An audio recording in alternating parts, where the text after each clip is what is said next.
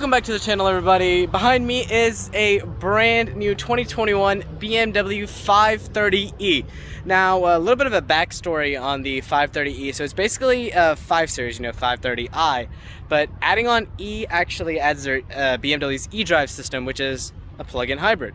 So that means you get right around 30 miles on a good day of electric range that you can use with this car. So you get pretty good gas mileage with it, and you get that electric range. So plug-in hybrid, I think, in my opinion, is the best way to go right now, because the infrastructure is just not there for full electric cars.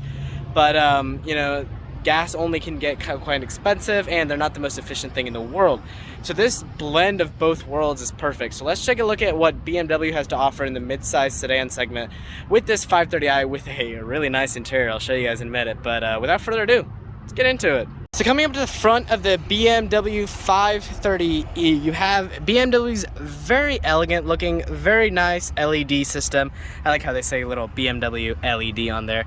But you have nice air intake. I wish there was some sort of fog light situation down there, but there isn't. You have well under your parking sensors. Of course, you expect that at this roughly $60,000 price.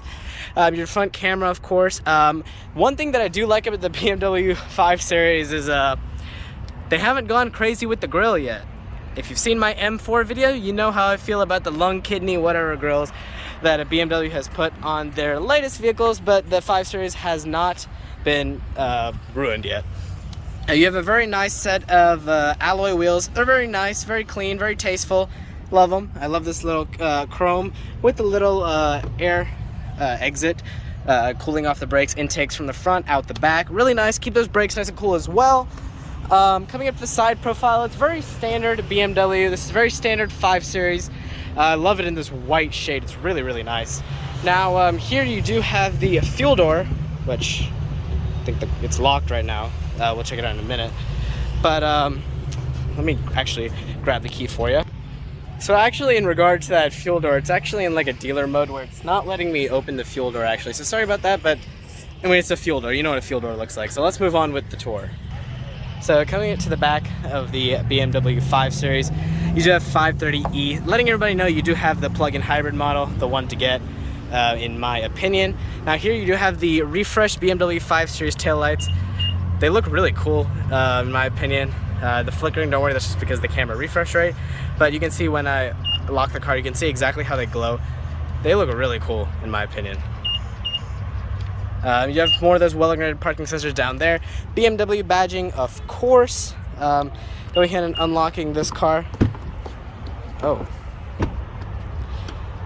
So, there we go. Okay, so we do have the power trunk lid, which is really nice, very handy. I really like how they do that. You can see the storage full of mats and stuff right now, but you get the point. Here you can lock the car or unlock it, either one. Coming over here, again, the same style, but here is what's different from every other 5 Series. There's the plug-in hybrid door. So this is where you take your plug-in charger, you plug it in, and get that 30 miles of electric range every day. Go to work and back on full electric, and still have that gas motor as that backup. So speaking of the powertrain, let's go ahead and check out exactly what's under the hood of this 530e. It's not as sluggish as you'd think it could be, but let's check it out. So under the hood of the 530e, you do have BMW's 6-cylinder engine powering this beast. I like how they have some strut bracing here. You do see eDrive spelled out. Just let everybody know, again, this is plug-in hybrid. You do have that electric motor assisting. It gives you right about 400, right in the range of 400 horsepower, give or take with the electric motors, depending on the battery charge and all that. But it's a good powertrain. We'll go in the drive and see how it actually feels. But overall, the BMW, of course, never disappoints in the powertrain department. But the 5 Series right now is one of the oldest, yet to be completely redesigned cars in BMW's lineup. So let's check out the interiors. The interior's still fresh compared to a lot of other luxury offerings. And is it worth a look? Before we get in, here's the key fob. Really nice, very tasteful. I wish they had put some eDrive or something on the back, but it's okay. It's a proximity key system, of course. Here you do have your lock. Mirrors will electrically fold, and here we go, unlock. As I told you before, this is a very beautiful brown interior. I really love it. And the answer to that question is No, the BMW 5 Series does not disappoint. This is a very, very nice interior. Coming to the door panel right here, you do have some wood with soft touch, with nice brown leather. I really like it. Of course, your two-person memory seating. Coming in the inside the cabin, it's natural 5 Series. Closing the door here, very solid. You do have the blind spot indicator up there in the mirror. There's your Harman Kardon sound system. But overall, cold and dark, it looks really good. Let's go ahead and press the start-stop button. So one thing you notice when you get in here is there's no starter noise at all. Because it's a plug-in hybrid, it doesn't need to start the gas engine all the time. You can just run in electric mode. Going to the gauge cluster here, I really like how configurable this is. You can, most all digitals are. It's really cool, really nice, standard BMW. One thing I am a big fan of is, I don't know if you can see that heads-up display right there, but let's see if I can get you guys, there we go. You can adjust so many things on this heads-up display. It's actually crazy. So using the steering wheel controls, look, I'm going through Sirius XM on the heads-up display, which most cars you can't do that. But you get a lot of options. So you can change your source, you can answer calls, everything like that, which is really awesome on a heads-up display. But coming out to the steering wheel here, it's a very nice steering wheel, standard BMW. I really love how BMW is putting these nice meaty steering wheels on their latest cars. It's really nice. You do have some nice paddle shifters. They don't feel very flimsy. The airbag covers all nice and stitched. I really, really like it. Coming up to the screen here, you do have the latest version of eDrive with this controller here. It's not as advanced as the one that you find in the X5, but it is the latest system. If you go in menu here, you can see the home screen. I really like eDrive. It's one of the best infotainment systems out of any of the German manufacturers. I think Audi still edges it out just a little bit in ease of use, but BMW's still does not slack. Just Audi's new MMI touchscreen interface is just it's just a slight bit better than BMW's, but eDrive nevertheless is a very, very good system. Here you do have the button to deactivate all your driver assistants or activate it all. You can turn all off, on, off. I really like how easy it is to turn off all those things, because some people, including myself, really don't like them, but I'm glad it's there. Here you do have your presets and all that. I wish I could show you the little gesture feature with this, but you can see you do have gestures. You can start the radio, stop the radio. If I poke like this, you can see I could enter the navigation system as I just did. It's really cool. I just can't do it with the radio because I would get copyrighted. But down here, you do have your AC controls, heated seats. I wish there were cooled seats at this price point. It's kind of unacceptable, but it's okay. Here's your temperature control. I like how it is physical and you don't have to go in some menu up here on the screen. You do have a wireless charging pad, 2 cup holders, a 12-volt BMW signature shifter. You unlock all the way down, park, standard stuff. You manual down for up, and forward for down, the way it should be. Here's your iDrive controller, standard iDrive controller, nothing awesome. Now here's where the 530e differs from like other BMW 5 Series. So here you do have Sport, which is pretty self-explanatory. You get Sport with the extra boost with the electric. So basically what this does is it puts the electric motors and the combustion engine to full power. We'll see how that works. Hybrid is basically balanced drive. And electric is, as it says, the battery charge right now is too low for full electric mode, but you can go into full electric mode with this car. Coming to cameras here, you do have your front camera right here. Let's see if we can get into those cool modes. Let's see. Interesting. This thing doesn't want to show me the other camera angles. Okay. That's pretty weird, because usually this one should have that full 360 camera, but I don't know why it doesn't want to show me it. Somebody let me know in the comments what I'm doing wrong there. I really don't like all this gloss black here. As you can see, it's already very dirty. But you do have electric parking brake, auto hold. Here is your center console cubby. Good enough amount of storage. You have USB-C. I wish there were 2 in there. There's a nice little light in there. But I like how it's split fold. It's very nice, soft. The seats are very nice. You can see the diamond quilted stitching in there, very nice. The brown is a very nice color. The wood's very nice. The back seats, you can see, are same comfortable. The legroom is just about what you expect. I wish there was a panoramic moonroof at this price, but you do have the standard size moonroof here. And here your dome lights are really nicely designed. I really like how BMW does that. But overall, that wraps it up for the interior. Let's see how the eDrive version actually drives. So starting in the 530e, what I'm actually going to do is start in the hybrid mode, because You know, I think that that's probably what it's going to stay in most of the time. But setting off here, one thing that I have to mention right off the bat is kind of exactly how smooth the brakes are. Usually the regen braking comes on, but I think it's very, very smooth the way that it you know, modulates between regenerative braking and the actual calipers on there.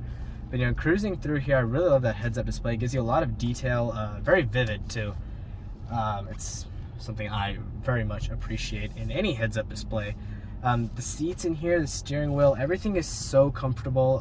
I have to commend BMW for that, because most automakers, you know, German automakers, kind of skimp out on the steering wheel. I would have to say that personally, I think Audi actually does a pretty nice steering wheel as well. It's very soft, but Mercedes, I have just personal experience. Mercedes steering wheels do creak a lot. I don't like it. It's not a very good impression of quality. BMW and Audi are the masters of trying to modulate some of that creaking. But coming through right here, we'll go on this side right here just to test out this hybrid mode, see exactly how it works. Let's see. Okay. Yeah, the power is most definitely there. Because of the electric systems, you do get that electric torque, which is very, very nice. Let's try out the sport mode here. Oh yeah, that's no slouch. That is very quick. Let's turn around here somewhere.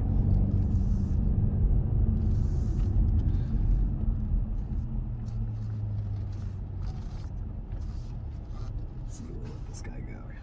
And we'll try out that sport mode. It's very, very comfortable. I really like it.